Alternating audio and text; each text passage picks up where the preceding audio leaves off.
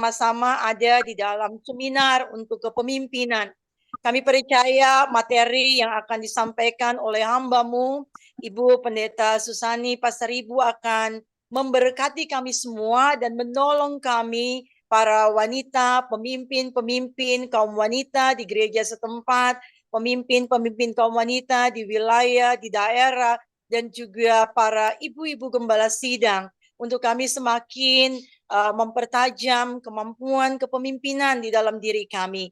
Kami percaya bahwa apa yang akan kami dengar sore ini, Tuhan akan berkarya di dalam hidup kami, sehingga kami bisa mendapatkan pesan khusus dari Tuhan pada seminar ini. Terima kasih Bapak, kami menyerahkan waktu ini, semua alat yang kami gunakan, perangkat yang kami pakai, kami serahkan ke dalam tangan Tuhan, sehingga seminar ini bisa berjalan dengan baik pada akhirnya. Terima kasih Bapak. Kami serahkan waktu ini sepenuhnya kepadamu ya Roh Kudus. Di dalam nama Tuhan Yesus. Haleluya. Kita bersama-sama katakan amin. Amin. Serahkan kepada Ibu Susani. Silakan Ibu. Iya, selamat siang ya, selamat siang atau sore di Indonesia. Di sini jam 12 malam sekarang. Ya, karena Tengah malam. daylight savings-nya udah lewat. Jadi bedanya 14 jam dengan Indonesia, tapi kalau lagi daylight saving itu Mei ke Oktober, selisihnya hanya 13 jam. Jadi setiap tahun kita harus ganti-ganti itu jamnya. Oke, cerita sedikit. Di sini sekarang lagi minus 18. Ya bukan cuma minus 18 ya, tapi yang ngerinya tuh yang feels like-nya. Feels like-nya itu minus 23. Tapi orang-orang di Calgary sini memang udah terbiasa dengan suasana dingin. Ya, jadi kalau di dalam rumah kita ada heater, jadi nggak terlalu dingin. Ya, jadi kalau ibu-ibu mau ke Calgary, silahkan. Cuma paling enak mungkin sekitar bulan Mei, Juni, Juli gitu ya. Itu Mei sampai Agustus lah.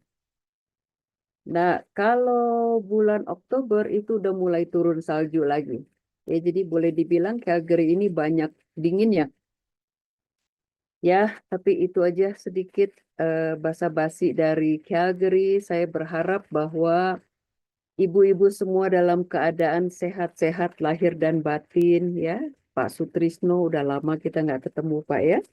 Puji Tuhan Saudara, hari ini kita akan bahas tema yang penting ya, yang akan menentukan keberhasilan pelayanan kita mengenai teamwork ya. Saya akan share screen. Nanti kalau saya ada masalah saya minta tolong Pak Sutrisno untuk ini ya, lanjutkan ya Pak ya. Oke, sebentar.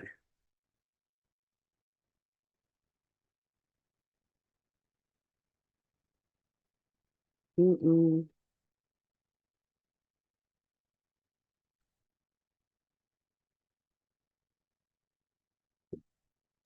Udah muncul, Ci. Ya ya, sip Udah, nih. Ci. Iya. Suaranya merdu kali suaranya Rin. Ada aja di sini. Ya, Apa, oke. Ci? Udah. Sip, sip. Puji Tuhan. Oke, kita akan bicara mengenai teamwork ya ibu-ibu. Oke. Hal terburuk ya di dalam sebuah teamwork. Ini Bu Sani gimana sih? Baru tarik napas sebentar udah bicara hal terburuk gitu ya. Kan lebih bagus kita ngomongin yang nggak enak dulu gitu, yang enak belakangan gitu ya. Jadi saya bahas sekarang hal terburuk di dalam sebuah teamwork itu yang namanya konflik, ibu-ibu. Yaitu hal terburuk lah. Oke. Nah, gimana kita menyelesaikan konflik di dalam teamwork? Ini akan menentukan apakah teamwork ini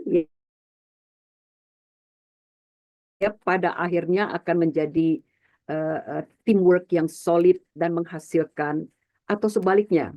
Ya tentu aja dong ya, kalau timnya nggak solid mau menghasilkan apa gitu. Ya jadi di dalam hal penyelesaian konflik ini penting nih ibu-ibu ya. Saya mau kutip tulisan dari John Maxwell. Kita tahu John Maxwell ini apa namanya spesialisasinya di dalam hal leadership ya. Yuk sama-sama baca yuk ibu-ibu yuk. 2, 3. Teamwork makes the dream work. Ya. Jadi kerja sama tim ini dapat membuat mimpi itu menjadi kenyataan gitu ibu-ibu. Keren nggak? Yes. Ya. Kerja sama tim dapat membuat mimpi menjadi kenyataan. Nah, kalau ibu-ibu pernah kerja di dalam sebuah teamwork dengan pimpinan dan rekan kerja yang makan hati gitu ya. Terus kemudian ibu-ibu juga pernah kerja di dalam sebuah teamwork yang pimpinannya dan rekan kerjanya asik punya gitu ya. Perbedaannya ibu-ibu bisa ngerasain. Ibu-ibu kelihatannya akan paham apa maksud dari John Maxwell ini. Ya, bahwa keberhasilan tim ini tergantung dari sesuatu ini yang akan saya sebutkan. Kuncinya itu ada pada hubungan. Ya, sama-sama bilang. Hubungan. Oke. Nah, Saudara, Yesus ya, sama-sama bilang yuk, people oriented. Ya, success oriented. Yesus selalu berorientasi pada orang, bukan pada keberhasilan. Ya, Yesus selalu berorientasi pada orang, bukan pada keberhasilan. Keberhasilan buat Tuhan tuh itu sesuatu yang enggak terlalu penting ya dibandingkan dengan hubungan yang terbangun di antara sesama dengan sesamanya. Nah, ini tentu aja berbeda, Saudara, dengan konsep teamwork secara umum yang kita tahu ya, yang lebih menekankan kepada pencapaian keberhasilan oleh teamwork gitu. Ya kan? Biasanya dosa berjemaah gitu ya, sikut sana, sikut sini, main politik kotor, yang penting gawean bersama kita ini dosa berjamaah nih ya, itu bisa terlaksana. Tapi buat Tuhan tuh bukan demikian, Saudara ya.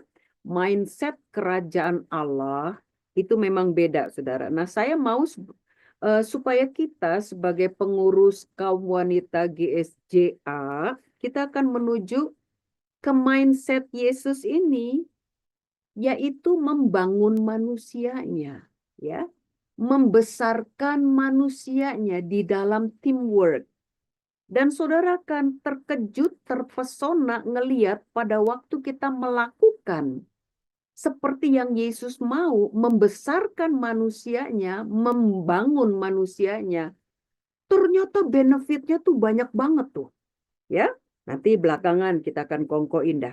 Nah, di dalam 1 Korintus pasal yang ke-12 ayat 12 sampai 26, Saudara, itu merupakan sebuah metafora yang sempurna tuh ya, konsep mengenai tubuh Kristus. Kalau Saudara mau khotbah tentang persatuan, kesatuan tubuh Kristus, bagus tuh dari 1 Korintus 12 sampai 26. Cuma karena keterbatasan waktu ya saya cuma membacakan beberapa ayat aja ya, tapi secara komplit ibu-ibu bisa baca di situ. Oke, saya mau kita sama-sama baca ayat-ayat ini yang ada di screen ya. 2, 3. Karena sama seperti tubuh itu satu dan anggota-anggotanya banyak. Dan segala anggota itu sekalipun banyak merupakan satu tubuh. Demikian pula Kristus. Tetapi Allah telah memberikan kepada anggota masing-masing secara khusus suatu tempat pada tubuh seperti yang dikehendakinya. Saudara udah bisa dapat banyak dari tulisan ini ya. Nah, tubuh itu, satu tubuh itu terdiri dari organ-organ yang berbeda, Saudara ya. Masing-masing punya fungsi yang unik ya di dalam sebuah kesatuan dan saling terhubung. Kalau nggak terhubung, gawat, Saudara. Suatu ketika, waktu kita lagi apa tuh? Rapimnas ya di Batu Malang. Suami saya itu bilang dia periksa karena matanya tuh sebelah kanan. Dia ngerasa seperti sedang ngelihat apa dari dalam air kopi susu gitu. Ya nggak kelihatan apa-apa sama sekali. Sebelah kirinya oke gitu. Nah, setelah pulang dari Malang itu kemudian baru saya ambil perhatian serius karena hari itu kan kita masih Rapimnas tuh di Batu Malang situ ya. Ternyata retina mata sebelah kanan suami saya putus, saudara. Ya, putus dari tempatnya. Akibatnya gitu, buta separuh gitu. Sampai harus dioperasi, disambung lagi retinanya baru dia bisa melek lagi. Nah, tubuh itu tuh walaupun kelihatannya bagian kecil yang jarang kita sebut gitu ya retina. Kalau jantung, ginjal, paru-paru masih sering lah kita sebut gitu kan, apalagi darah tinggi gitu ya. Tapi retina 1-2 kali aja seumur hidup kita ngomong retina. Tapi ini retina aja yang 1-2 kali kita omongin nampaknya seperti bukan apa-apa. Kalau dia nggak terhubung dengan bagian lain dari tubuh yang satu ini, berat saudara, buta separuh. Ya, begitu juga dengan tubuh, saudara. Tubuh Kristus itu satu, tapi masing-masing tuh kita punya kepribadian yang berbeda. Kita beda karunia, ya, kita beda peran. Tapi kita ini saling terhubung satu sama lain sebagai bagian dari satu tubuh. Jadi kita nggak bisa bilang bahwa kita ini udah bukan bagian lagi, karena saya bukan pengurus lagi. Nggak bisa, saudara. Selama saudara masih merupakan bagian dari tubuh Kristus, kita masih terhubung satu terhadap yang lain, ya. Di dalam ayat-ayat ini ada 3 kata besar, saudara, yang harus saudara ingat ya. Sama-sama bilang, 1, berbeda. Yang kedua, bilang kesatuan. Yang ketiga, terhubung, ya. Berbeda tapi merupakan sebuah kesatuan dan saling terhubung, saudara, ya. Oke. Saya mengutip tulisan dari Rick Warren. Saya suka banget nih, ya. Dia bilang gini, ketika Allah menjadikan Anda, dia memecahkan cetakannya, keren, saudara ya.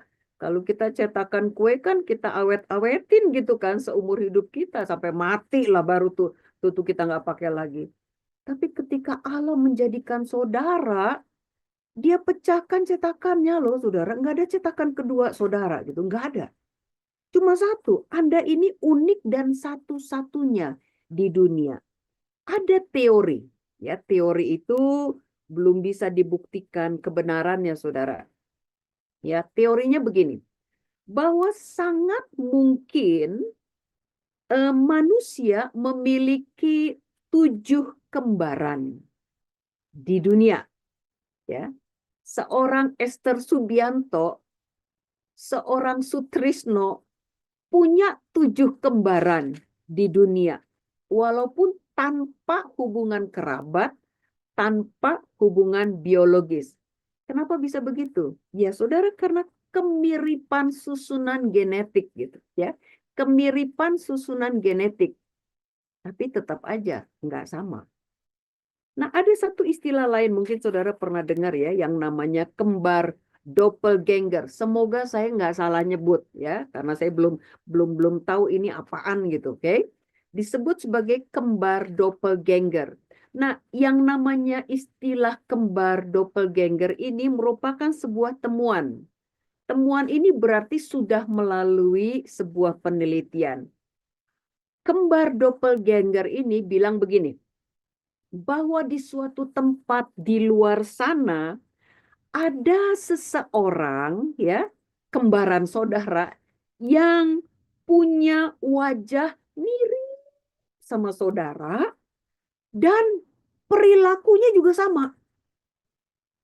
Jadi orang akan berpikir itu adalah saudara. Banget. Mukanya mirip saudara, ya, perilakunya juga mirip saudara. Tanpa hubungan darah. Nah, pada waktu kedua orang ini, Esther Subianto 1, Esther Subianto 2, Sutrisno 1, Sutrisno 2 diperiksa ya gennya dan ekosistem mikroba di dalam kedua tubuh orang ini beda, saudara. Ya. Artinya apa? Memang saudara satu-satunya. Allah menciptakan saudara sebagai satu-satunya di dunia. Walaupun ada yang mirip, ya. Mirip banget, tapi tetap Anda satu-satunya diciptakan oleh Allah. Setelah itu cetakannya dipecahkan, kata Rick Warren. Ada teman saya yang pergi ke Eropa, terus dia beli tas Louis Vuitton, saudara ya. Harganya dirupiahkan itu 300 juta lah. Itu rupiah yang banyak itu. Ya, tasnya ya bagus. Tapi saya kasih tahu sama teman saya ini, di Batam banyak tas yang kayak begituan, ibu-ibu. Ya, harganya cuma 300.000. Persis sama. Yang membedakan antara barang yang 300 juta dengan yang 300.000 yaitu yang 300 juta itu barang ori, ya, limited edition punya, gitu. Sedangkan yang di Batam yang 300.000 itu made in China dan itu produk massal, saudara. Ya, itu palsu punya. Itu bukan produk yang baik lah, oke? Nah, kalau kita menilai bahwa ibu-ibu yang cantik, yang sehat, yang cerdas, yaitu merupakan produk unggulannya Tuhan. Sementara ibu-ibu yang mukanya berantakan, ya, yang kesehatannya bermasalah, merupakan produk gagalnya Tuhan, Anda keliru besar. Karena setiap kita, apapun bentuknya kita, ya, merupakan maha karyanya Allah. Bilang amin, saudara. Kita ini merupakan masterpiece-nya Allah. Ya. Saudara merupakan limited edition-nya Tuhan. Gitu, nggak ada produk gagalnya Tuhan. Semua tuh produk tuh dinilai Tuhan sebagai maha karyanya Tuhan. Ya, masterpiece-nya Tuhan. Yang sangat berharga dan sangat dicintai Tuhan. Ya, kita berbeda. Satu terhadap yang lain. Kita nih beda. Dan sama-sama kita merupakan masterpiece-nya Tuhan. Di dalam sebuah kumpulan orang banyak gitu ya, termasuk di dalam ruang Zoom ini, atau di dalam sebuah teamwork, saudara, selalu akan ada orang-orang yang dewasa rohani, ya, yang akan menyebarkan kebaikan dan kualitas nilai-nilai kehidupan kepada orang-orang di sekelilingnya. Tapi juga pasti ada orang-orang yang makan hati, saudara ya. Orang-orang yang makan hati, kita pakai istilah lebih keren ya. Orang-orang yang sedang diproses Tuhan, gitu saudara ya.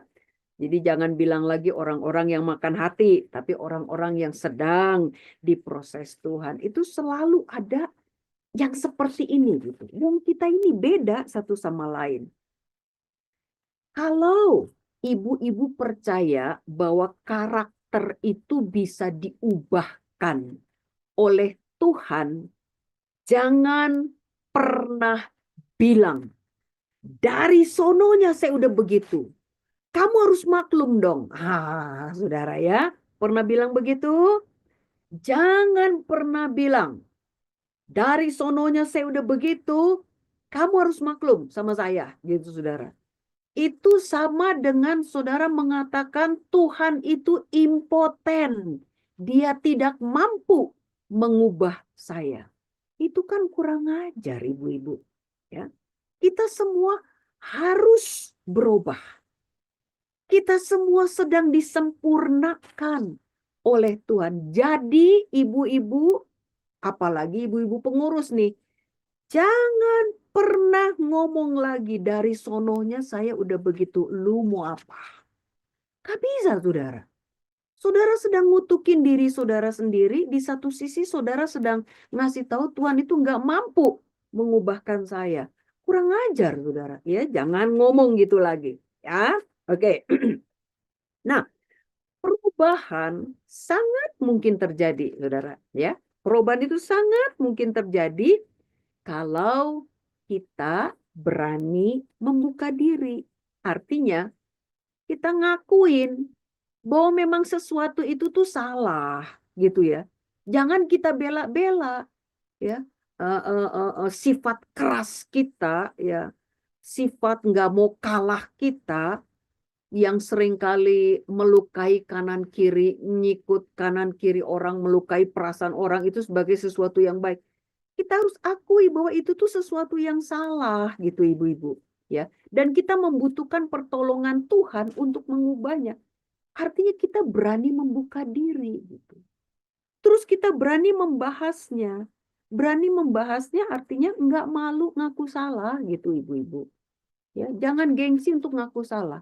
Hanya orang-orang hebat, orang-orang besar yang berani ngaku salah, yang terima salah.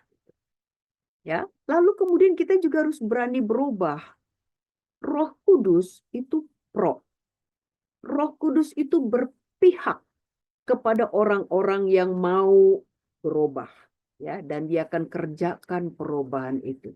Yang ngerjain perubahan itu bukan kita loh, saudara. Saudara nggak bisa rubah orang, saudara nggak bisa rubah rekan kerjamu, saudara nggak bisa rubah gembala sidangmu, saudara nggak bisa rubah suamimu, engkau nggak bisa rubah anakmu, tapi Roh Kudus itu bisa mengubah hati orang, ya.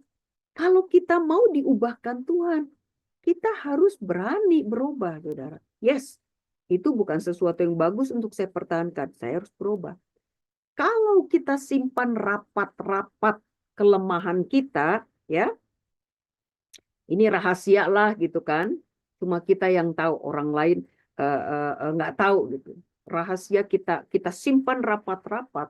Suatu ketika, saudara, lama-kelamaan kelemahan itu akan memanifestasi diri di dalam bentuk yang sangat merusak. Betul. Seperti yang terjadi kepada Yudas Iskariot. Ditutupin. Nah, kita nggak begitu. Ya, kita ini harus berubah dan disempurnakan. Ya, jadi saya mau supaya kita sama-sama pastikan nih ibu-ibu, kalau Roh Kudus berbicara kepada kita, Roh Kudus kan selalu bicaranya di dalam, dia nggak maksaan ya, dia nggak maksa.com, nggak gitu ya. Dia selalu bicara dalam suara yang lembut ya. Dalam istilah bahasa Inggris tuh dipakai kata still small voice ya. Suaranya udah still, udah teduh, small, kecil lagi suaranya ya.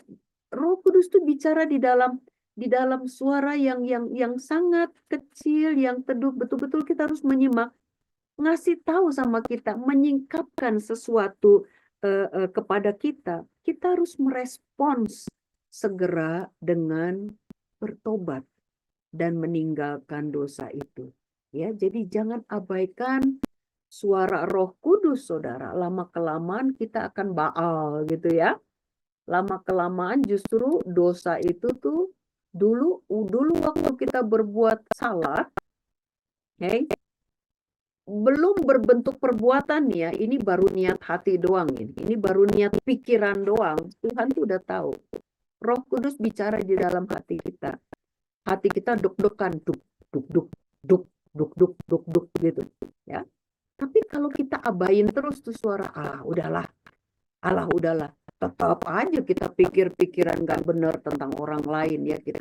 Hati kita nih sebel sama orang, kita biarin gitu berbuah banyak di dalam diri kita yang nggak bagusnya ini. Lama-kelamaan itu dek itu udah bukan lagi seperti tuduhan Roh Kudus, templakan Roh Kudus, itu udah jadi musik yang enak, cek cek dung cek cek dung cek cek dung cek, udah kita nikmati gitu saudara.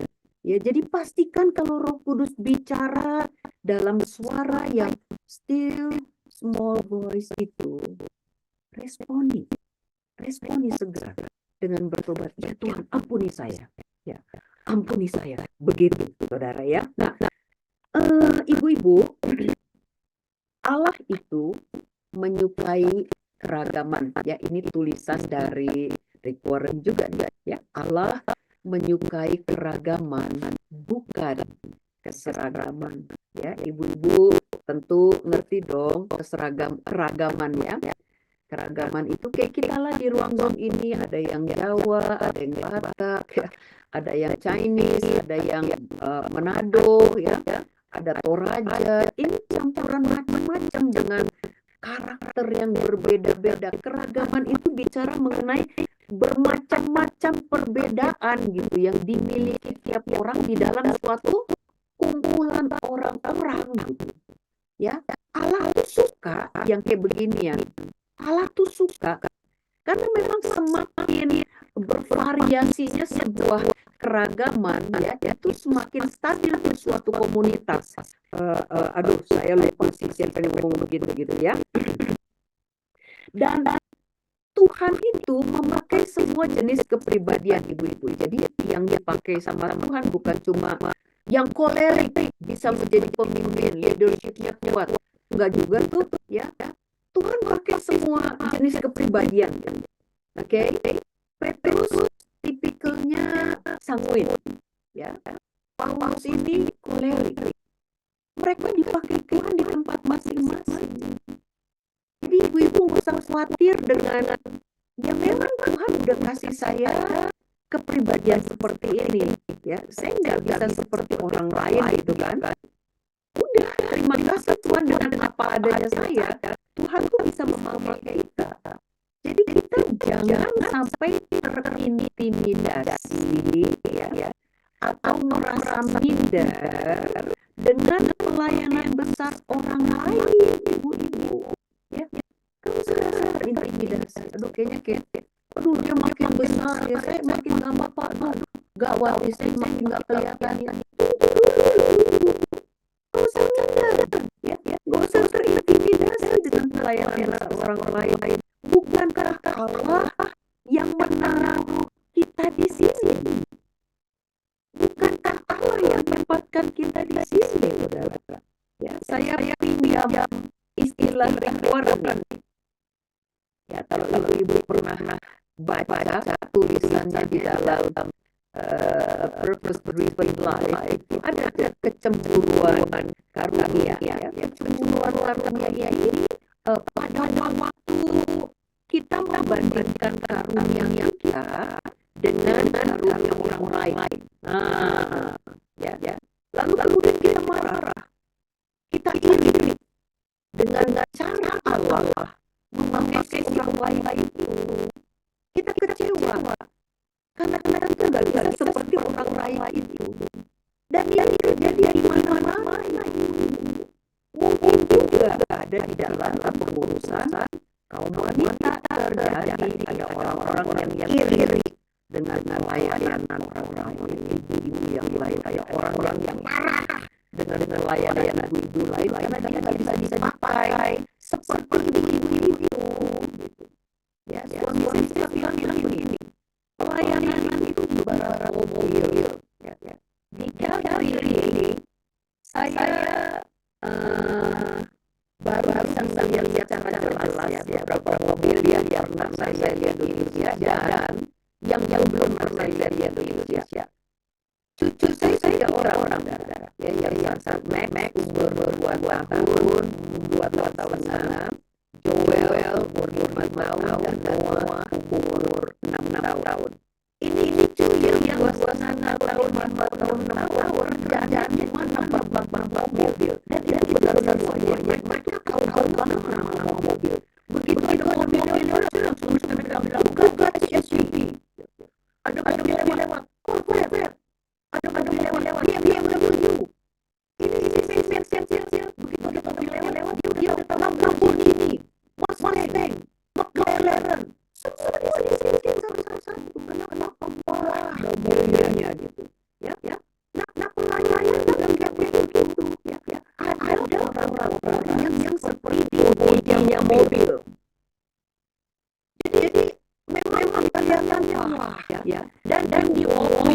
sama orang-orang, wow, ya, pelayanan ibu itu di wow sama orang. Tapi kita, ya, sebagian besar kita ini nggak diomongin sama orang gitu, ya. Mungkin kita ini cuma baut atau kabel yang di dalam mobil gitu, ya. Esther jadi bodinya mobil, jadi Bugatti SUV-nya, jadi Corvette-nya, jadi Mustang Lamborghini-nya. Lalu kemudian sebagian kita menjadi bautnya, menjadi kabelnya. Nggak diomongin, dia orang kagak, ya. Diomongin orang kagak, yang diomongin cuma di luarnya doang gitu, yang besar gitu. Tapi nggak apa-apa. Kalau memang ibu menjadi baut di dalam sebuah pelayanan yang besar, atau cuma jadi kabel di dalam sebuah pelayanan yang besar, hanya mengambil bagian kecil dari sebuah pelayanan besar, it's okay. Jadilah baut yang baik, jadilah kabel yang baik, yang membuat mobil tersebut bisa jalan dengan bagus gitu, ibu-ibu.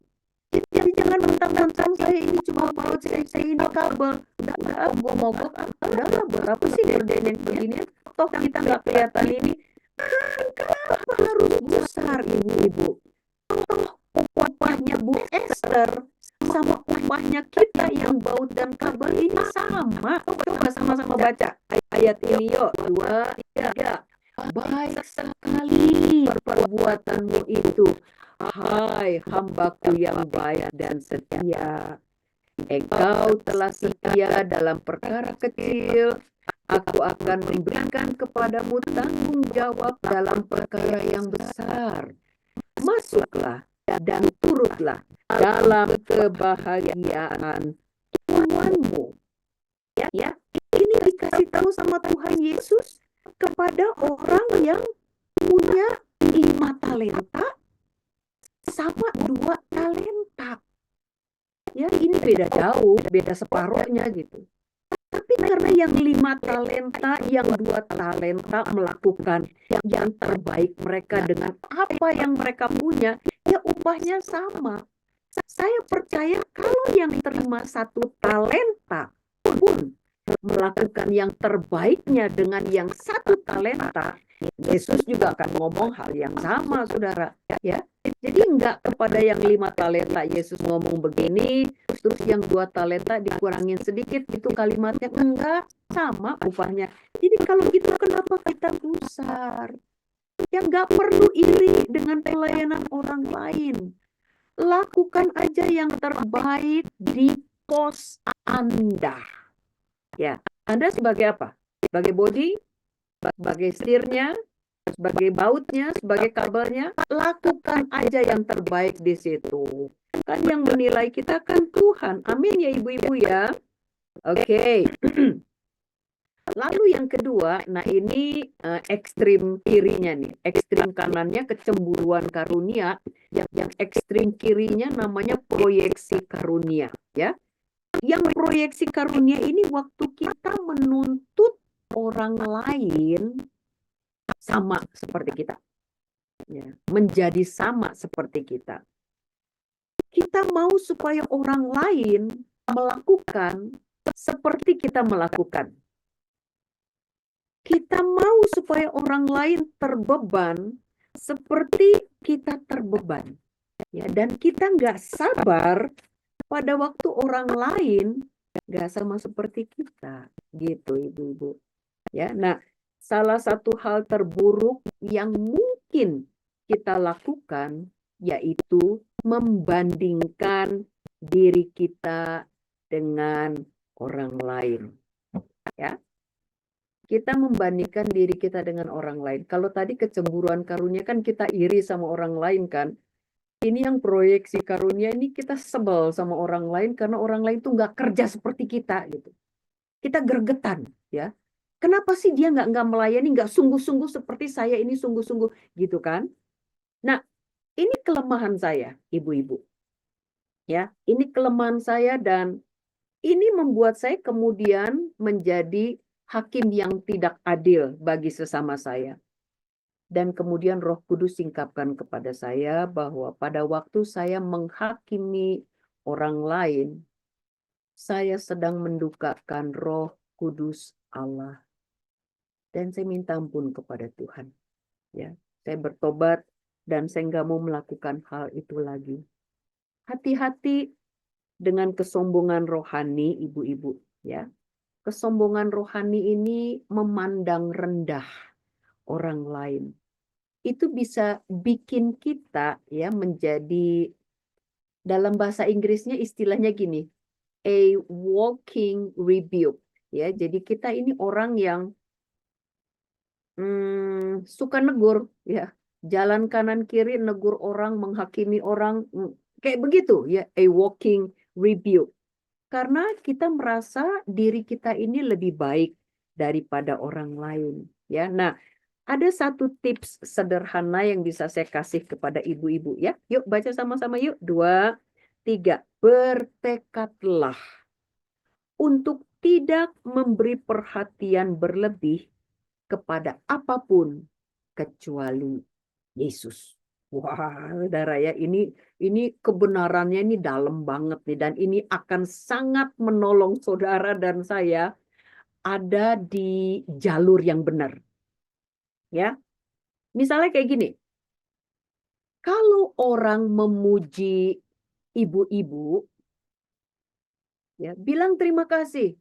Nggak usah bilang enggak, oh saya enggak begitu, enggak. Itu sombong ya, pura-pura rendah hati. Jadi kalau memang ibu-ibu misalnya masak enak, terus orang bilang, wah masakan ibu enak ya, bilang terima kasih, puji Tuhan. Kalau ibu-ibu udah siapkan khotbah yang bagus, orang-orang bilang terima kasih Bu, bilang lagi makasih kembali, puji Tuhan. Itu rendah hati gitu ya, ya kan? Bilang terima kasih. Tapi jangan lama-lama di situ, bahaya ibu-ibu. Ya, cepat alihkan ke Yesus gitu ya, Yesus yang disalibkan. Pokoknya salib Tuhan Yesus Kristus itu harus selalu berada di depan mata kita, di depan mulut kita, di depan telinga kita, menjaga kita gitu. Ya. Dia salib Tuhan Yesus Kristus itu, mata kita tuh harus tertuju terus ke situ. Atau misalnya ada orang yang menyakiti hati ibu-ibu. Ya, ada orang yang menjengkelkan ibu-ibu, melukai hati ibu-ibu. Jangan dinikmati. Ya, jangan dipikirin terlalu lama. Ya, itu merusak itu. Jadi kalau ada orang yang menyakiti hati ibu-ibu, melukai hati ibu-ibu, menjengkelkan ibu-ibu, langsung serahin itu ke Yesus. Tuhan Yesus, nih orang nyebelin banget nih Tuhan. Saya sakit hati Tuhan, tapi aku serahkan sakit hatiku ini ke kaki salibmu Tuhan, ke kakimu Tuhan. Aku serahkan ya. Terus saudara memandang salib Tuhan Yesus Kristus. Engkau luar biasa Tuhan Yesus. Engkaulah yang kasih kepadaku kekuatan. Engkaulah pertolonganku. Memang cuma Tuhanlah yang sayang kepadaku. Itu cukup bagiku Tuhan. Gitu caranya ibu-ibu. Pada waktu kemudian tergoda lagi untuk mikirin salah orang, ya, mikirin sakit hati kita sama orang, dapat lagi, pikirin lagi salib Tuhan Yesus Kristus. Jadi jangan lama-lama di suatu tempat. Baca sekali lagi untuk kalimat ini yuk. 2, 3. Bertekadlah untuk tidak memberi perhatian berlebih kepada apapun kecuali Yesus. Jangan kasih perhatian berlebih kepada apapun kecuali Yesus. Ini akan menolong saudara dan saya untuk ada di jalur yang benar, ya. Hidup yang selalu menyenangkan hati Tuhan. Gitu caranya ibu-ibu ya. Oke, nggak susah-susah banget kalau kita mau obey mah gitu ya. Oke, nah ada 2 kebenaran penting yang saya mau kita sama-sama ingat ibu-ibu. Ya. Yang pertama, sama-sama baca yuk. 2, 3. Anda akan selalu menemukan orang yang kelihatannya melakukan pekerjaan lebih baik dari Anda. Jangan kecil hati. Ya. Oke. Nah, kalau saudara ketemu sama ibu-ibu, ketemu sama Ibu Lilik kah? Ya, dia orangnya cakap ya, cekatan, gesit, mumpuni. Jangan iri, jangan minder, jangan kecil hati. Ibu-ibu bisa bilang secara positif di dalam hatimu, di dalam pikiranmu begini. Oh, Ibu Lilik ini pasti dikasih Tuhan talenta 5 tuh. Ya, tanggung jawabnya juga besar. Gitu, selesai ibu-ibu. Ya, itu bukan urusan ibu-ibu.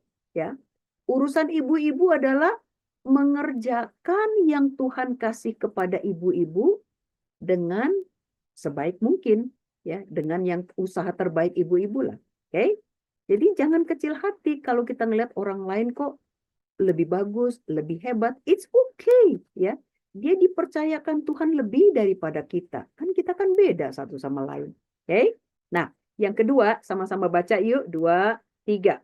Anda akan selalu menemukan orang yang kelihatannya tidak seefektif Anda. Jangan sombong. Oke? Kalau saudara ketemu dengan orang-orang yang nggak bekerja seperti saudara bekerja, ya, yang nggak terbeban seperti saudara terbeban, jangan pandang rendah orang lain, ibu-ibu. Ya, kita doakan, kita dorong, kita motivasi supaya dia bisa melakukan yang terbaik dia, oke? Jangan dihakimi, ya. Jangan memandang rendah orang-orang seperti ini. Ingat, seperti tadi saya bilang, saya pernah jatuh di tempat yang sama.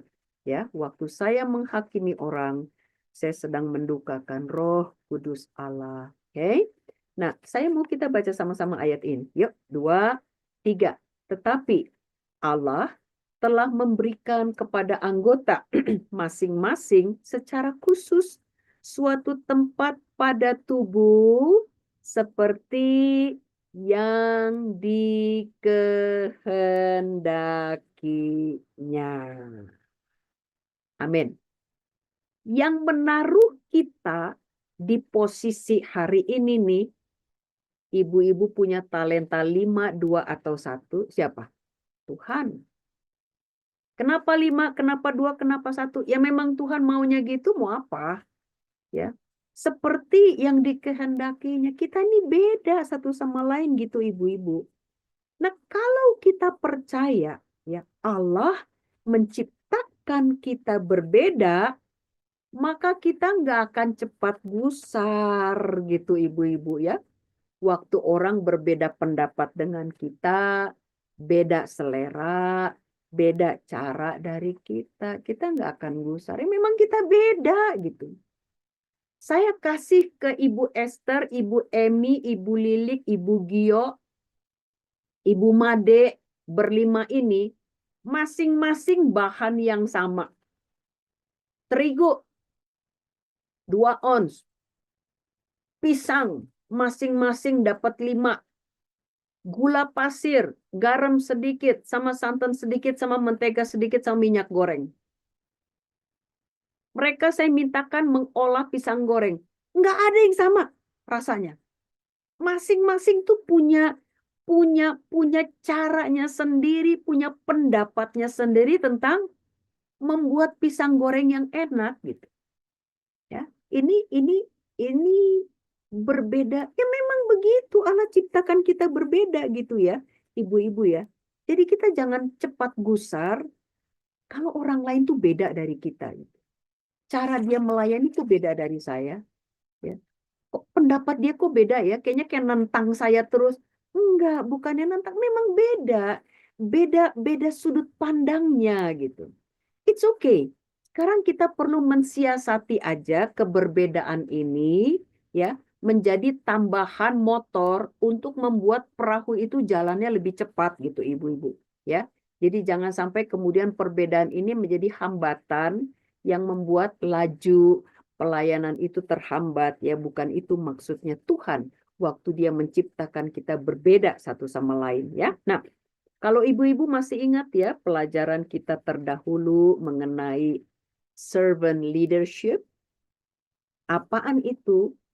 kepemimpinan hamba adalah seni memberdayakan orang lain, memengaruhi orang lain melalui keteladanan, ya, membantu orang lain untuk bertumbuh dan menjadi dewasa. Keren banget, saudara. Ini, saudara lihat ya, ini hubungan seorang terhadap yang lain gitu. Hubungan lagi, ya.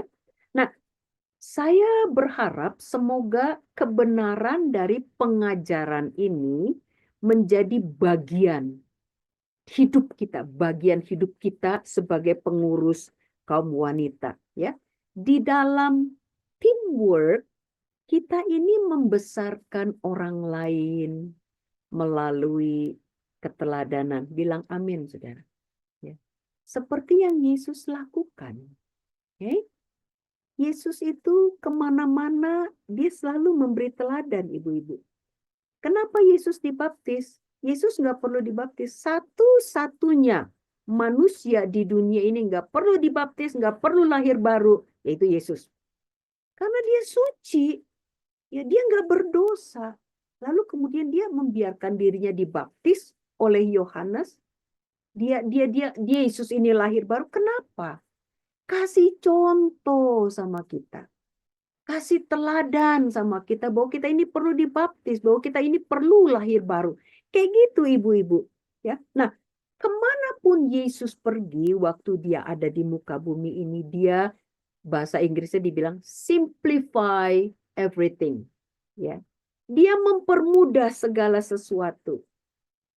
Dia mempermudah hidup orang lain.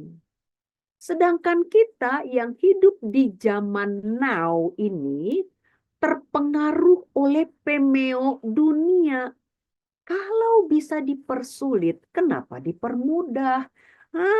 Saudara, celakanya kita lakukan juga di dalam pelayanan Tuhan, di dalam gereja Tuhan. Ya, kalau bisa dipersulit, kenapa harus dipermudah? Yesus mempermudah hidup orang lain, ya. Yesus simplify everything, saudara. Okay? Saya mau saudara baca tulisan Maxwell, ya. John Maxwell ini mengingatkan kita begini, saudara. 2, 3. Teamwork makes the dream work. Ya, tadi di awal kita cuma baca sepotong ini, tapi kelanjutannya begini nih. But a vision becomes a nightmare when the leader has a big dream and a bad team. Ya, kerja sama tim membuat mimpi itu menjadi kenyataan. Tetapi visi dapat menjadi mimpi buruk ketika pemimpin memiliki mimpi besar, tapi sekaligus juga pada saat yang sama timnya tuh buruk gitu ibu-ibu. Ya, sayang kan? Ya, mimpi besarnya ini cuma menjadi sebuah impian, menjadi sebuah cita-cita yang nggak menjadi kenyataan gitu. Nah, kenapa kita harus membuat teamwork ini menjadi sulit? Kalau sebenarnya kita bisa membuat teamwork ini menjadi lebih mudah dan cepat selesai gitu ibu-ibu. Kenapa harus kita persulit? Kalau ada cara yang lebih mudah, kita bisa permudah hidup orang seperti Yesus. Ingat ya, kita sedang meniru Yesus nih. Simplify everything. Permudah hidup orang lain. Permudah pelayanan orang lain. Jangan dijegal. Oke? Nah, yang terburuknya begini, justru kita sendirilah, ya, kita yang menjadi pengganggu pekerjaan ilahi, saudara. Coba ironis nggak? Di satu sisi kita menyembah, ya, Allah, kita mengangkat tangan tinggi-tinggi, kita puasa ancur-ancuran, abis-abisan, meneteskan air mata, doanya kencang luar biasa, tapi kita menjegal pekerjaan Tuhan. Itu kan nggak sinkron, ibu-ibu, ya. Itu namanya kita mempersulit orang lain, nggak. Kita mempermudah orang lain, ya. Yuk, baca sama-sama ayat ayat ini tulisan Paulus, ya. 2, 3. Aku menasihatkan kamu, saudara-saudara, demi nama Tuhan kita Yesus Kristus, supaya kamu seia sekata dan jangan ada perpecahan di antara kamu. Tetapi sebaliknya supaya kamu erat bersatu dan sehati sepikir.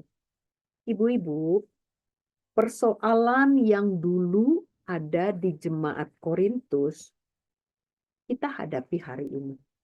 Ya, ada yang namanya perselisihan, ya, ketidaksehatian, ada geng-geng di dalam kepengurusan gitu. Dan ini melemahkan gereja Tuhan, ibu-ibu. Hari ini nih saya sedang berhadapan dengan ibu-ibu hebat, ya. Ibu-ibu ini dipilih oleh Tuhan untuk menjadi pengurus kaum wanita GSJA, ya. Mau di tingkat nasional, daerah, wilayah, atau gereja setempat, tapi Tuhan sudah pilih ibu-ibu di situ, ya, dan tidak boleh terjadi. Sekali lagi, tidak boleh terjadi. Kita harus sadar ini. Kagak boleh terjadi ada kubu Paulus, kubu Apolos, kubu Kefas, kubunya Kristus. Kagak boleh ada kubu-kubuan.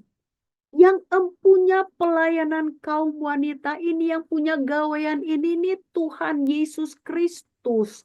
Gitu ibu-ibu. Kita ini cuma, semua kita ini cuma stewards aja. Stewards itu orang yang dipercaya untuk mengelola. Ya. Kita ini cuma manajernya doang gitu.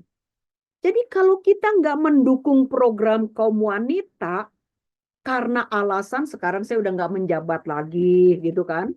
Atau karena sakit hati dengan tingkah laku dari pengurus baru, artinya kita sedang menjegal pekerjaan Tuhan, saudara. Hati-hati ya. Saudara sedang menjegal pekerjaan Tuhan. Yes. Dan jangan sampai terjadi begitu. Ya, kita harus bekerja sama dengan orang lain, saudara. Ya, kita harus kerja sama dengan orang lain, mensukseskan program kerjanya Tuhan lewat kaum wanita ini. Nggak ada kecemburuan, nggak ada sakit hati, gitu ibu-ibu. Ya, nah saran saya begini, pengurus baru jaga hubungan baik dengan pengurus lama, gitu ibu-ibu ya. Dengan menghargai jerih lelah dan usaha yang udah mereka lakukan sebelum kita, gitu ya. Ajak mereka fellowship, ajak makan bareng, nggak mahal ibu-ibu. Ajak makan bareng, nggak usah bahas program, bahas yang enak-enak aja, yang lucu-lucu gitu ibu-ibu. Lalu kemudian si pengurus lama menghormati pengurus baru sebagai otoritas, ya. Lalu kemudian pengurus lama ini mendukung programnya pengurus baru.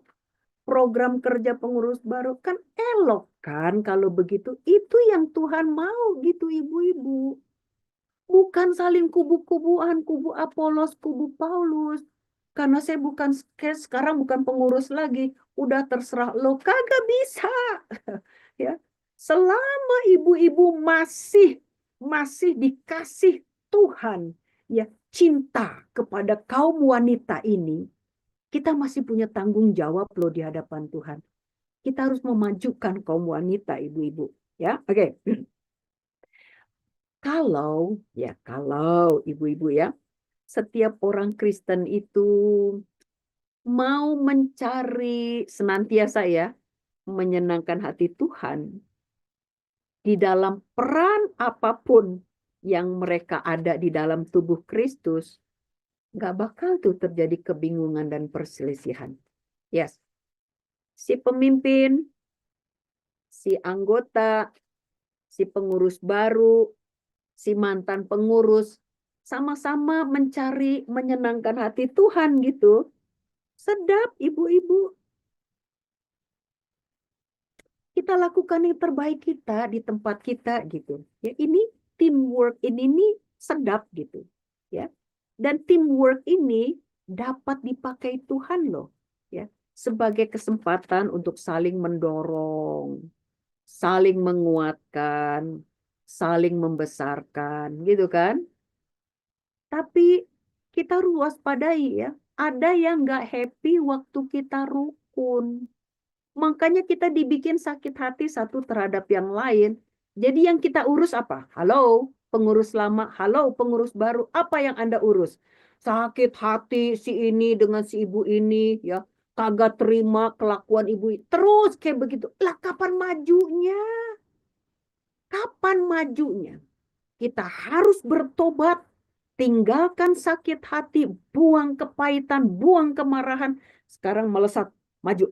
Ya, apa yang harus kita kerjakan dengan proyeknya Tuhan? Oke? Kita jangan ikutin maunya iblis dong. Iblis kan berusaha menjegal kerjaan Tuhan. Ya, kita jangan jadi orang yang bisa dipakai iblis loh untuk menghancurkan pekerjaan Tuhan. Ya, bagi Tuhan, ibu-ibu sayang, bagi Tuhan hubungan itu, hubungan yang terbangun di dalam teamwork ini lebih penting daripada keberhasilan-keberhasilan yang kita bisa capai melalui teamwork. Yes. Ya, membangun hubungan, membangun manusianya, membesarkan manusianya itu tuh lebih penting bagi Tuhan, ya. Tuhan memakai proses di dalam teamwork, ya. Tuhan juga memakai proses di dalam hubungan, di dalam teamwork ini untuk mempertajam karakter kita, ya. Untuk mengasah karakter kita lebih seperti Kristus. Benar. Di dalam rumah juga gitu, ibu-ibu. Suamimu, anak-anakmu dipakai Tuhan untuk mempertajam karakter ibu-ibu lebih seperti Kristus. Gitu ibu-ibu. Ya, hubungan ini penting. Ya, oke. Kita baca sama-sama yuk tulisan ini. 2, 3. Membangun hubungan teamwork hanya bisa dilakukan oleh orang-orang yang sudah selesai dengan dirinya sendiri sebagai efek dari karya salib Kristus di dalam hidupnya, ya. Orang-orang yang belum selesai dengan dirinya, ya, masih egois, masih mementingkan diri sendiri, ya, berarti dia belum, pengaruh dari karya Kristus itu belum terlalu kuat terasa. Tapi orang-orang yang sudah mengalami karya salib Kristus di dalam hidupnya, pasti dia berubah. Pikirannya itu mindsetnya kayak tadi menjadi mindset Yesus gitu ibu-ibu. Dia nggak lagi memikirkan, mementingkan diri sendiri. Yang dia pikirin tuh kepentingan orang lain. Dan hanya orang-orang rendah hati yang bisa melakukan itu. Ya, semoga ibu-ibu semua yang ada di dalam ruang Zoom ini akan ngerti gitu. Tuhan tuh mau pakai kita, ibu-ibu. Tuhan mau pakai kita untuk membangun hubungan teamwork ini. Jadi jangan lagi urusin perasaan kita, ya apa yang kita, perasaan kita nggak penting, ibu-ibu. Apa yang kita pikirkan juga nggak penting. Kalau itu merusak persatuan, abaikan itu, saudara. Jangan kasih perhatian lebih di situ. Salib Tuhan Yesus Kristus ini harus taruh di depan. Apakah ini cocok dengan mindset Yesus? Kalau cocok, lakukan. Nggak cocok, tinggalin, ibu-ibu. Jangan ada di situ. Ya, level kita udah level pengurus, udah bukan lagi di level jemaat, ibu-ibu. Jadi ngomongannya juga harus lebih keras nih. Harus lebih tajam ya, ibu-ibu ya. Nah, kerjasama kayak beginilah ya, yang mindset kerajaan Allah ini, mindset Yesus yang membesarkan manusia, yang membangun manusia, yang mengutamakan hubungan di dalam teamwork, kerjasama tim seperti inilah yang bisa dipakai Tuhan untuk memperluas kerajaannya di muka bumi ini. Saudara jangan kaget kalau GSJ menjadi besar. Ya, saudara jangan kaget kau pelayanan kaum wanita banyak ibu-ibu yang akan dibawa pada waktu salib Kristus ditinggikan, dia akan menarik semua orang datang kepada dia. Tapi tinggikan dulu Yesusnya gitu ibu-ibu. Ingat ya ibu-ibu ya, baca sekali lagi, Yesus itu orientasinya pada orang, people oriented. Dia bukan success oriented. Ya, Tuhan ingin kita ini memperkaya hubungan melalui teamwork. Mungkin ibu-ibu ada yang mau tanya, Bu Sani, siapa yang harus memulai perdamaian kalau konflik terjadi? Siapa yang duluan, Bu? Ya. Oke, gengsi dong kita mulai duluan. Ibu-ibu ya.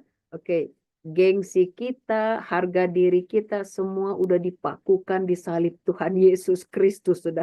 Udah nggak ada lagi gitu-gituan. Ya. Siapa yang harus memulai perdamaian? Satu, orang-orang yang dewasa rohani. Ya. Ini pengurus kaum wanita nih, ibu-ibu adalah orang-orang yang dewasa rohani. Ya. Orang-orang yang udah ngerti firman Tuhan. Kan ibu-ibu udah dengar firman Tuhan. Ibu-ibu juga udah tahu bahwa kita ini harus mengusahakan perdamaian. Berbahagialah orang yang membawa damai karena mereka akan disebut anak-anak Allah. Kita udah tahu itu. Lalu firman Tuhan juga mengatakan, kalau hal itu bergantung padamu, hiduplah dalam perdamaian dengan semua orang. Lalu kenapa kita nggak usahakan perdamaian itu? Siapa yang harus memulai konflik? Kalau Roh Kudus menggugah hati saudara untuk memulai perdamaian, just do it. Ambil langkah pertama untuk berdamai. Jangan ditunda-tunda. Ya. Pada waktu hubungan terjalin baik nih ibu-ibu ya. Kita inikanlah pengurus baru dengan, kalau DKWN kita kompak nih ya. Pengurus baru DKWN dengan pengurus lama DKWN kita kompak saudara ya. Kita saling mendukung, oke? Kita saling mensupport. Nah pengurus-pengurus yang lain, pengurus di daerah, pengurus di wilayah, di gereja setempat. Pengurus baru dengan pengurus lama, hubungannya itu terjalin baik, saudara. Saya kasih tahu saudara, program kerja saudara pasti berhasil. Yes. Tanya anak ibu-ibu. Ya. Pelajaran apa yang mereka paling suka? Pelajaran apa yang jadi favorit mereka? Pasti jawabannya ada hubungannya dengan siapa yang ngajar tuh pelajaran. Ya, siapa guru yang ngajar pelajaran itu?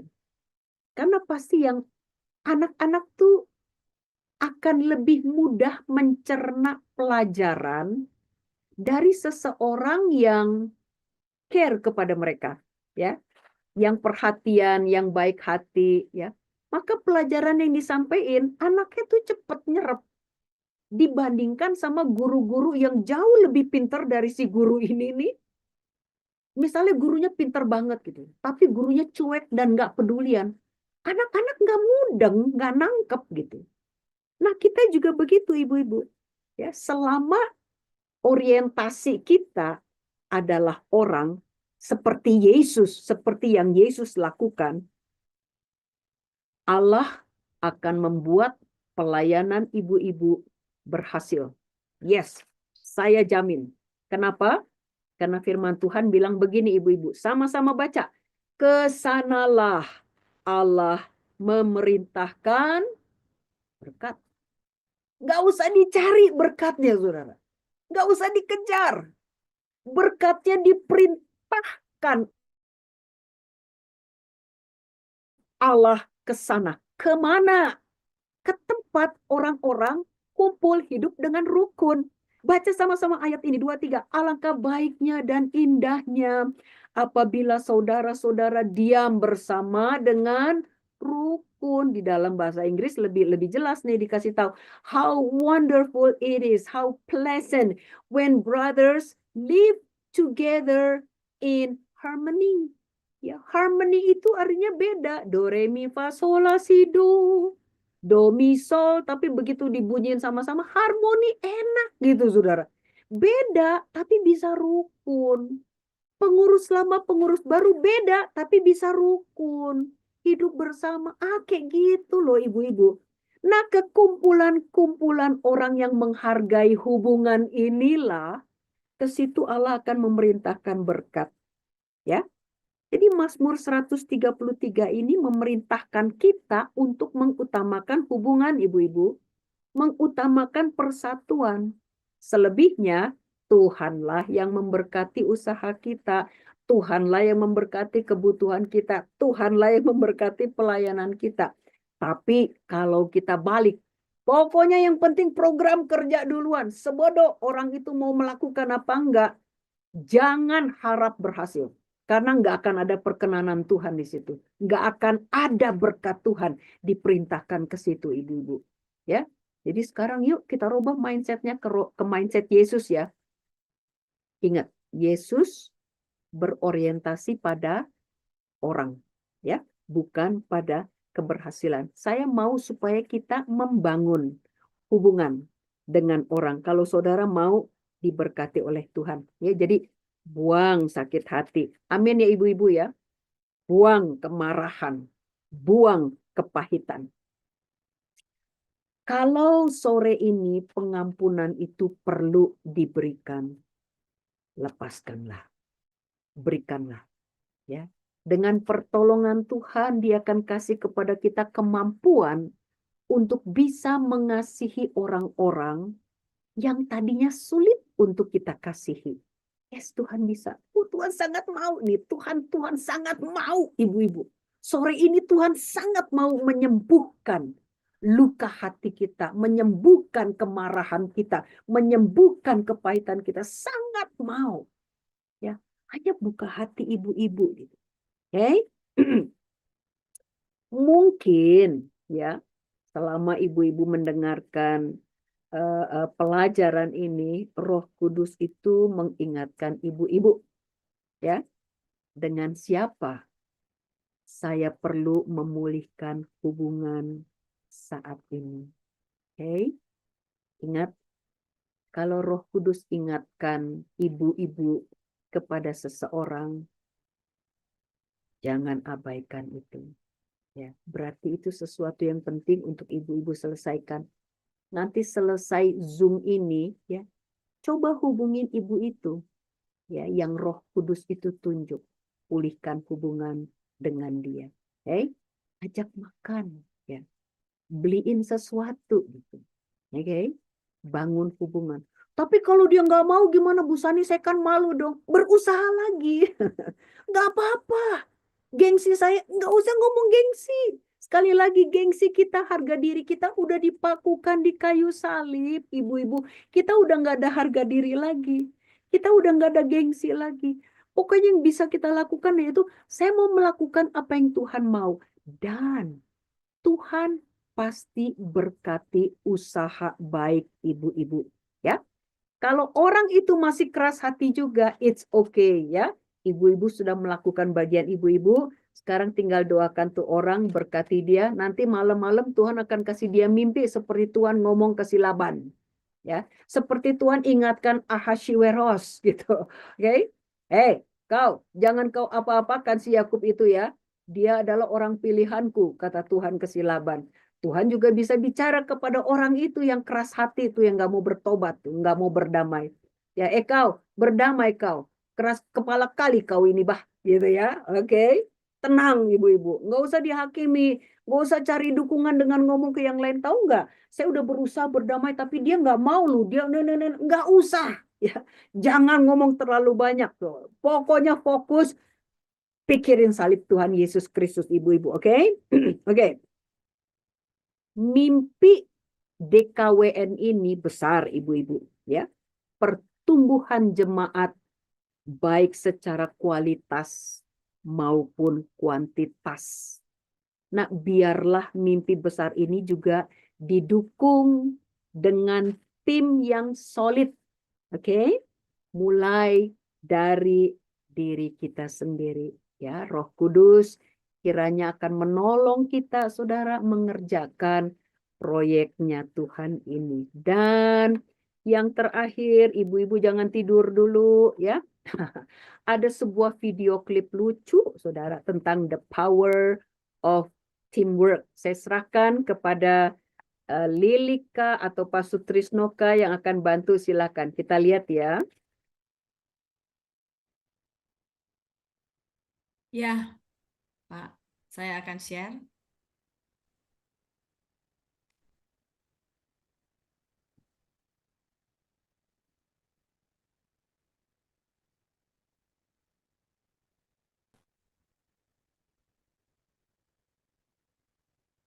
Suaranya, Lik. Ya, sebentar, saya play dulu.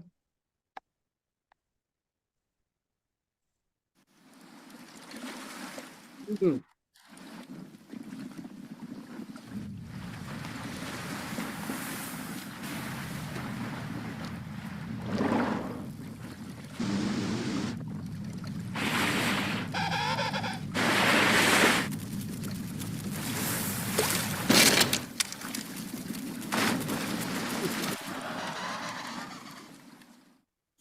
Okay, come on, everyone. We're behind schedule. You know what's gotta be done. Move it, move it, move it. Hey, you there, pick up the pace. You're falling behind. 27, sir. Come on, let's go. Everyone, pull together. We got us a rescue on our hands. You there. Here we go.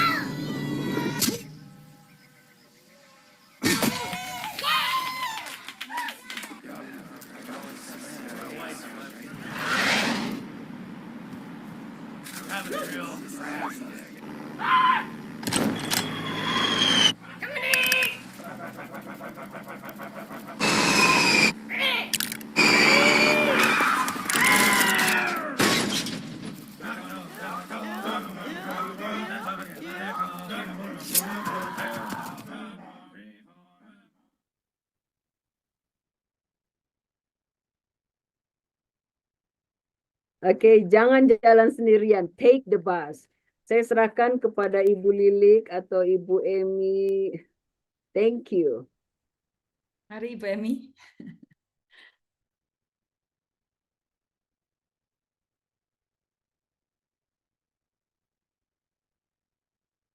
Ya,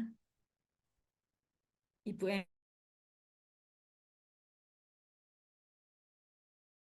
Bukan?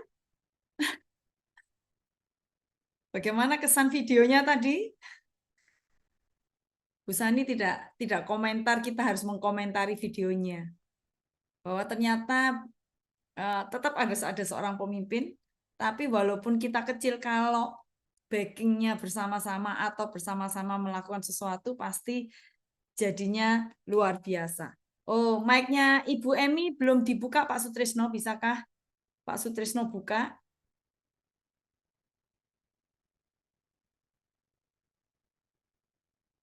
Karena ini di stop dari pusat ya. Oke, silahkan Bu Emi sudah. Ya, terima kasih Bu Sani. Saya pikir semua kita sangat diberkati dengan apa yang sudah disampaikan oleh Ibu Sani, dan saya sangat percaya pada waktu bagian-bagian yang disampaikan oleh Ibu Sani ada sesuatu yang Tuhan bicara secara pribadi kepada kita, dan kita Tuhan sampaikan kepada kita. Bu Ibu, apakah saat ini ada pertanyaan yang ingin ditanyakan? Bisa sampaikan ke kolom chat atau bisa juga langsung saat ini angkat tangan supaya mic-nya bisa dibuka. Sudah ada pertanyaan Bu Emi di chat. Ya, ada pertanyaan satu di kolom chat. Ada yang bertanya, bagaimana caranya Ibu agar kita bisa belajar melatih kepekaan dengan suara Roh Kudus? Oke.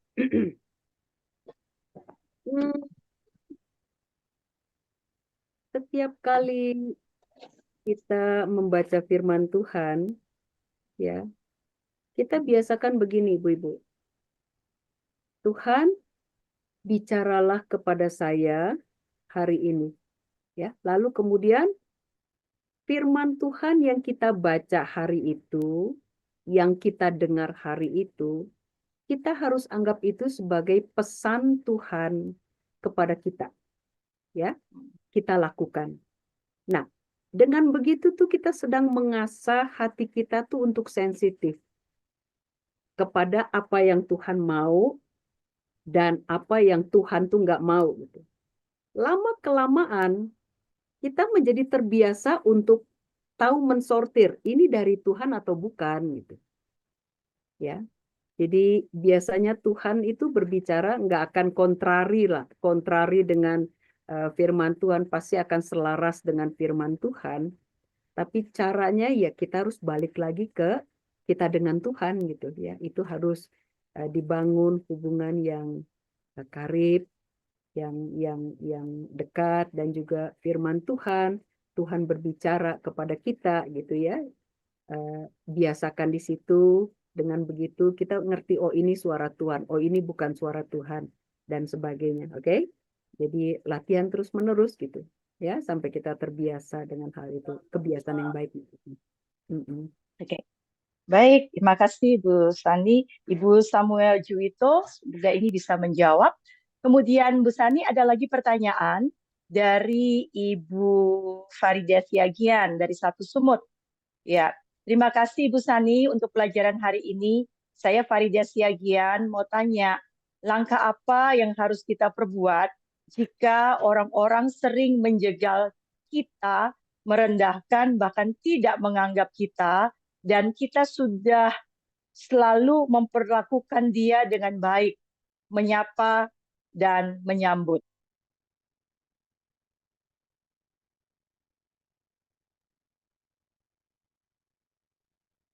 Saya rasa ya, kepada orang-orang seperti ini nih, hubungan harus diutamakan dulu. Ya. Jadi kalau firman Tuhan kan ngajarin kita untuk teruslah berbuat baik kepada orang yang berbuat jahat kepadamu. Lakukan aja. Ya. Lama kelamaan hatinya juga akan luluh. Apalagi kalau Tuhan udah berpihak kepada Ibu Farida, ya, orang itu akan dijamah hatinya untuk akhirnya berdamai dengan Ibu dan mendukung gitu, ya. Jadi tetap lakukan firman Tuhan, tetap lakukan yang baik aja, ya. Nggak usah urusin salahnya orang itu bagiannya Tuhan untuk menilai atau menghakimi, tapi bagian Ibu adalah melakukan yang terbaik Ibu buat orang itu gitu. Oke? Terus doakan, terus berkati, berikan yang terbaik lah buat dia gitu. Itu sih yang bisa saya sampaikan, karena saya juga pernah alamin ibu-ibu ya. Kalau nggak salah saya pernah cerita deh sama ibu-ibu. Saya ada laki-laki tuh menangis tuh jarang sekali ya, apalagi suami saya gitu, dia orang Batak. Tapi suatu ketika dia nangis, ya. Kenapa? Dia sakit hati kepada seorang bapak gitu yang betul-betul merendahkan suami saya. Ya, suami saya ini sakit hati yang dia nggak pernah kayak gitu, kok jadi kayak anak-anak gitu ya. Dia nggak bisa ngatasin emosinya, dia marah, dia sakit hati, dia nangis. Lalu kemudian saya berdoa, Roh Kudus, what should I do? Ya.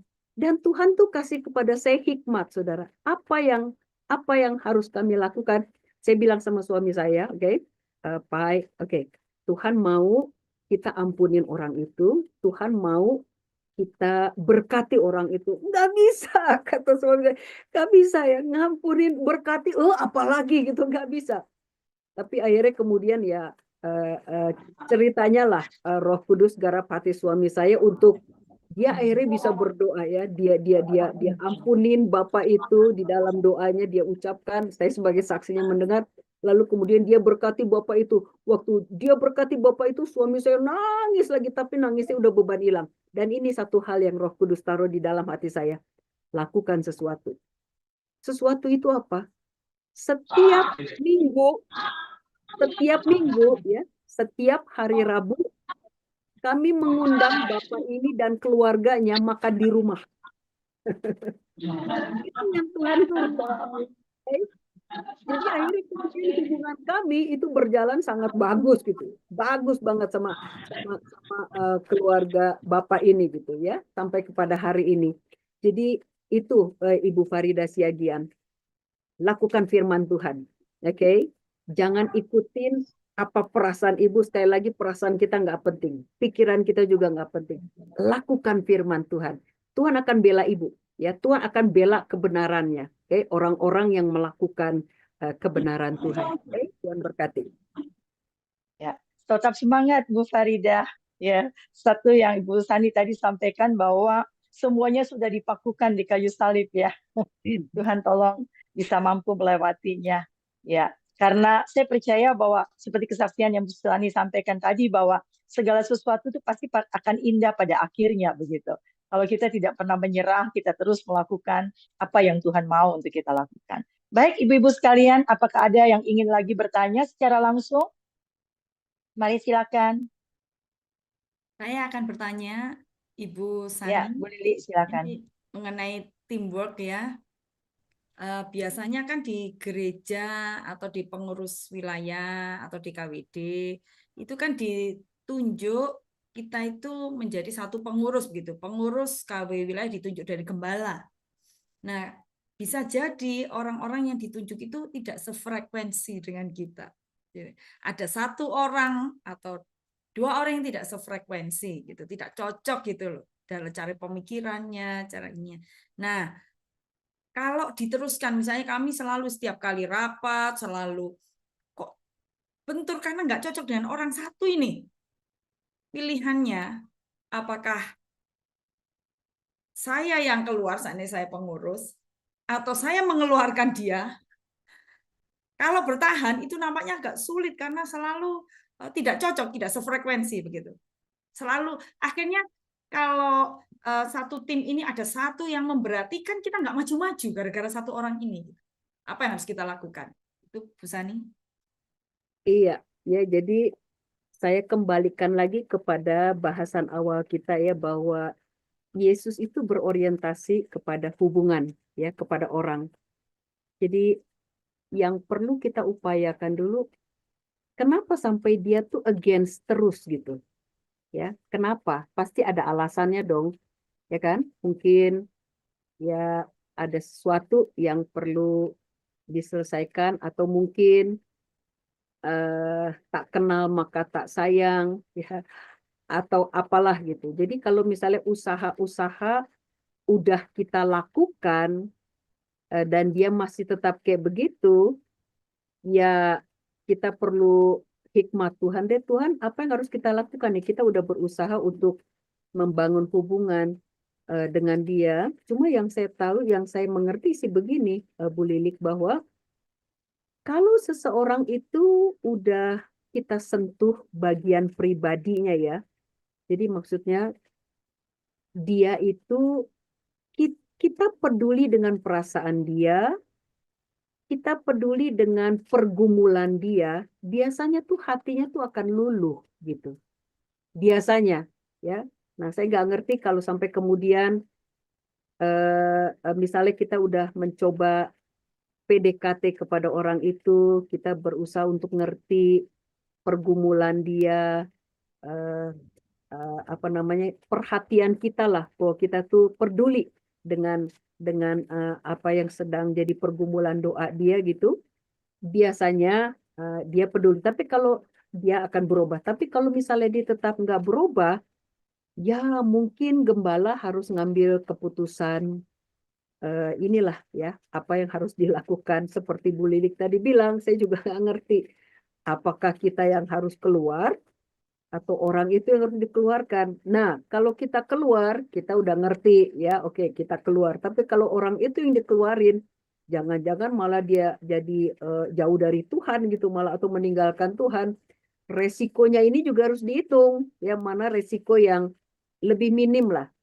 Kalau lebih minim itu ya lakukan aja. Kalau misalnya semua usaha-usaha standar itu tuh udah kita lakukan dan ternyata nggak menghasilkan, ya, tapi Saya percayalah dengan pertolongan Tuhan pasti bisa. Ya, mungkin kita cuma perlu berusaha lebih sungguh-sungguh lagi dan lebih giat untuk PDKT hubungan itu sesuai yang Yesus bilang ya. Keberhasilan itu nomor berikutnya lah. Yang penting kita membangun manusianya, kita membesarkan manusianya, membangun hubungannya gitu. Karena orientasi Yesus sekali lagi pada orang ya, pada manusia, bukan pada keberhasilan gitu, Bu Lili. Ya, semoga ini menolong gitu. Oke, terima kasih.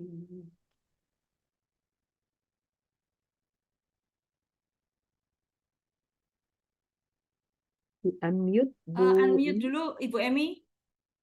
Ibu Emi.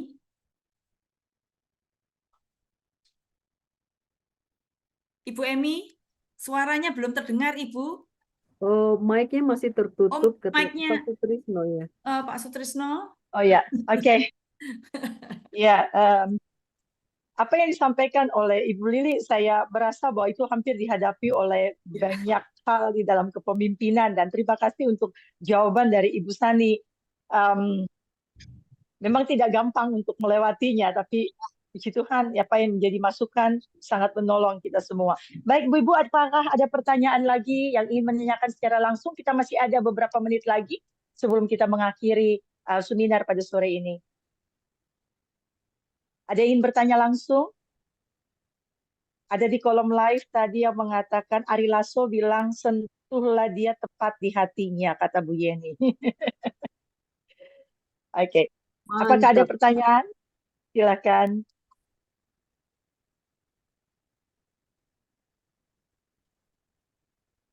Kalau tidak ada pertanyaan, terima kasih Ibu Sani untuk kesempatan seminar pada sore ini. Seminar ini sangat memberkati kita semua karena di akhir daripada tahun ini dan kita sedang menyusun program untuk memasuki program-program yang baru di tahun 2025, dan kami sangat bersyukur materi ini akan menolong sekali bagi kami semua, baik itu di DKWN, DKWD, DKWW, dan juga gereja setempat, untuk kami bisa membangun teamwork yang baik sehingga hasil yang besar yang dapat kita capai. Tapi yang terutama satu yang baru bagi kami hari ini yang sangat menyentuh, yaitu kita perlu melihat bahwa Tuhan lebih membangun hubungan daripada hasil ya. Tapi kadang-kadang kita lebih berorientasi kepada hasil, dan hari ini Tuhan menolong kita bersama-sama supaya bisa melihat orang-orang, karena tidak kebetulan Tuhan menempatkan orang-orang demikian ada di samping dan dalam kepemimpinan kita. Terima kasih Bu Sani sekali lagi, Tuhan memberkati. Saya serahkan kepada Ibu Lili untuk bisa menyampaikan pengumuman. Baik semua, shalom. Shalom. Ibu-ibu yang dikasihi Tuhan, ini semua saya perhatikan, ini jauh lebih banyak daripada yang lalu ya. Sebenarnya mungkin kalau dihitung bisa lebih banyak lagi, karena sebenarnya ini adalah training kepemimpinan untuk seluruh kaum wanita. Baik pengurus kaum wanita gereja setempat, maupun kaum wanita wilayah dan DKWD, dan juga ibu-ibu pendeta atau istri-istri gembala. Kita tahu bahwa Ibu Sani, beliau menjadi pembicara yang luar biasa, apalagi beliau menangani di DKWN ini sebagai trainer untuk kepemimpinan. Kenapa kita harus memotivasi ini? Semua pengurus saya harap memotivasi nih. Memotivasi kaum wanita yang memiliki kemampuan kepemimpinan. Itu harus diajar, dilatih lagi. Kalau kita hanya mengikuti kepemimpinan karena lahiriah gitu. Lahiriah itu artinya ya sudah, saya pasti bisa memimpin. Nggak perlu belajar, saya bisa gitu. Nah, kalau itu terjadi, maka kepemimpinan kita, kalau bahasa Inggris katakan so-so itu ya sedang-sedang saja. Kita tidak akan berkembang. Tapi kalau kita suka belajar, suka menggali ilmu, maka kepemimpinan kita akan meningkat. Itu sebabnya kenapa DKWN mengharapkan semua pengurus DKWD, DKWN, dan pengurus kaum wanita untuk kita belajar bersama-sama, suka belajar, dan kita berbagi. Kalau kita melihat ada kaum wanita, mungkin tidak termasuk kepengurusan, tapi dia memiliki kemampuan kepemimpinan, undanglah di dalam training-training kepemimpinan seperti ini, supaya mereka dipersiapkan menjadi pemimpin wanita di kemudian hari. Ya, jadi training ini tidak hanya di sini.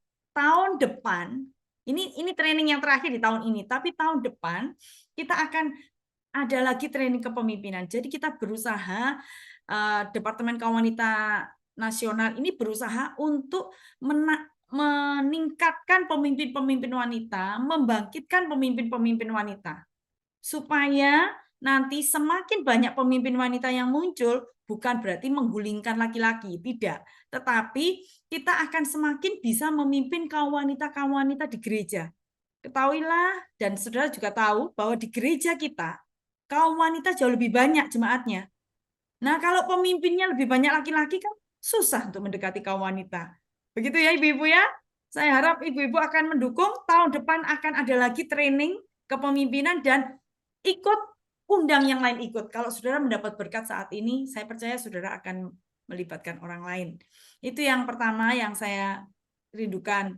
Kami DKWN merindukan saudara-saudara terlibat di dalam training-training kepemimpinan. Yang selanjutnya, karena ini adalah terakhir, seminar-seminar yang biasa diadakan tiap bulan akan di-start lagi atau mulai lagi nanti bulan Januari. Ya. Jadi Desember silahkan merayakan Natal dengan keluarga. Semua selamat Natal dari Departemen Kaum Wanita Nasional dengan seluruh jajarannya. Kami mengucapkan selamat Natal dan selamat tahun baru. Tahun depan kita akan mengembangkan kaum wanita lebih baru, lebih semangat. Tadi Ibu Sani sudah memberikan bocoran ya, keinginan dari ketua kita, Ketua Departemen Kaum Wanita Nasional dan juga visi Departemen Kaum Wanita Nasional. Kita akan meningkatkan kuantitasnya, ada banyak jiwa-jiwa baru dari kaum wanita, juga kualitasnya. Ya. Untuk itu saya mengingatkan untuk semua pengurus Departemen Kaum Wanita daerah yang banyak hadir di sini, ingat bulan Februari kita mengadakan Rapimnas. Jadi yang belum daftar segera mendaftar supaya early bird-nya didapatkan ya. Ini terima kasih untuk semuanya. Saya serahkan kepada Ibu Esther yang akan menutup seminar ini. Nah, mari kita akan mengakhiri pertemuan kita pada saat ini dan kita akan berdoa bersama-sama mengakhiri semuanya ini. Bapa kami yang ada di dalam surga, sekali lagi kami mengucap syukur Tuhan untuk sesi kali ini. Tuhan, kami bersepakat, kami bersatu hati berdoa untuk Ibu Sani, biar kiranya Tuhan akan terus bekerja di dalam diri Ibu Sani, tambah-tambahkan hikmat, tambah-tambahkan karunia-Mu Tuhan, tambah-tambahkan kepemimpinannya, sehingga lebih lagi banyak orang-orang yang akan diberkati melalui kehidupan beliau. Terima kasih memberkati suami, anak, mantu, cucu, semua baik yang di Calgary maupun yang ada di Semarang, Tuhan akan memberkati semuanya. Terima kasih Tuhan, saat ini kami juga menyatukan hati kami mau berdoa untuk kami semua. Tuhan akan tolong. Kami tahu Tuhan pada waktu kami mungkin diangkat, pada waktu kami mungkin disanjung, pada waktu kami mungkin ditinggikan, Tuhan biarlah kami boleh menjadi orang yang lebih memperhatikan Engkau daripada semua itu, agar supaya tidak ada kesombongan di dalam diri kami. Tapi di saat yang sama Tuhan, pada waktu kami mungkin direndahkan, waktu kami diperlakukan dengan tidak adil, waktu kami sedang disakiti, waktu kami mungkin dianggap sampah oleh orang lain, Tuhan, kami pun akan bersikap yang sama. Kami tidak akan menaruh perhatian lebih semuanya itu, tetapi kami akan lebih memperhatikan Tuhan Yesus, lebih berfokus kepada Tuhan Yesus, karena pada waktu kami berfokus kepada Tuhan Yesus, Tuhan akan memberikan kepada kami hikmat untuk menyikapi semua itu. Tuhan akan memberikan kepada kami kasih-Nya yang melimpah, sehingga kami dimampukan untuk menjadi orang-orang yang mengampuni, mengasihi, bahkan masih memiliki kerinduan untuk mempertumbuhkan orang tersebut. Terima kasih Tuhan, kami berdoa biarlah kiranya semua DKWD, DKWW, pengurus gereja setempat, apabila ada sakit hati saat ini di dalam nama Tuhan Yesus Kristus, kami akan menjadi orang-orang yang lebih berfokus kepada Engkau, karena kami percaya kalau kami berfokus kepada Engkau, Tuhan menolong menyelesaikan setiap persoalan yang ada. Tidak ada persoalan yang lebih tinggi atau lebih hebat daripada apa yang Tuhan percayakan kepada kami. Tuhan, saat ini kami juga berdoa untuk seluruh kepemimpinan kami semua, baik di nasional, di daerah, di wilayah maupun gereja setempat. Tuhan akan tolong pakai kami agar supaya kepemimpinan kami dapat memajukan kerajaan Allah, dapat memajukan pekerjaan pelayanan Tuhan yang Tuhan percayakan kepada kami. Kami berdoa Tuhan, biar kiranya semua program-program Natal yang diadakan Tuhan, semuanya ditolong oleh Tuhan, dan Tuhan menghadiri setiap perayaan-perayaan Natal yang ada, sehingga ibadah-ibadah Natal kami, perayaan-perayaan Natal kami adalah ibadah atau perayaan Natal yang didatangi oleh Tuhan, dan hadirat Tuhan sungguh nyata ada di tengah-tengah kami. Kami mau berdoa Tuhan untuk visi yang diberikan dari Badan Pimpinan Pusat kepada kami. Tuhan akan menolong agar supaya kami mulai dari nasional, daerah, wilayah, dan gereja-gereja setempat, agar supaya kami dapat memajukan kaum wanita kami, sehingga kaum wanita kami akan bertambah-tambah di dalam jumlah, dan di saat yang sama akan bertumbuh-tumbuh di dalam kedewasaan rohani kepada Engkau. Kami berdoa Tuhan, biar kiranya Tuhan akan munculkan pemimpin-pemimpin wanita yang muda Tuhan, yang akan dipakai oleh Tuhan, karena Tuhan mau membawa satu gerakan yang luar biasa untuk kaum wanita GSCA di Indonesia ini. Tuhan tolong munculkan, Tuhan munculkan wanita-wanita muda yang memiliki hati kepemimpinan, yang memiliki hati kedewasaan di dalam Engkau, yang dapat sungguh-sungguh mau dipakai oleh Tuhan dan bertanggung jawab untuk setiap karunia talenta yang Tuhan percayakan kepadanya. Terima kasih Tuhan, biarlah kami boleh diberikan mata elang, kami boleh diberikan hati yang peka, sehingga kami dapat menemukan mutiara-mutiara di daerah-daerah kami, di wilayah kami, di gereja setempat kami, untuk kami dapat mengajukan nama-nama yang sungguh-sungguh Tuhan akan memakai itu menjadi pemimpin-pemimpin kami di masa mendatang. Terima kasih Tuhan, terima kasih Tuhan. Saat ini kami berdoa biar kiranya Tuhan memberkati kami semua, Tuhan menyertai kami, Tuhan melindungi kami, Tuhan akan terus memakai kami. Di dalam nama Tuhan Yesus Kristus kami berdoa dan kami mengucap syukur. Amin, amin, amin. Tuhan, terima Amin. kasih Bu Sani, Tuhan berkati. Terima kasih Bu Selamat, Sani. semoga bisa bobo walaupun sudah pagi. Tuhan berkati. Terima kasih Tuhan Cinono. berkati. Terima kasih. Ibu Nani. Tuhan berkati. Selamat Natal. Selamat Selamat Natal. Natal Selamat untuk Natal. semuanya. Selamat Natal semua. Terima kasih. Terima kasih dan Yesus berkati. Natal. Terima Tuhan kasih berkati. semua. Farida, Tuhan berkati. Bu Rani, Devi, Ibu Ade, Terima kasih. Tuhan berkati. Tuhan Cinono. berkati. Selamat Natal. Kalau kasih pisang sama tepung pasti yang paling jadi Bu Ade. Yang lain gak ada.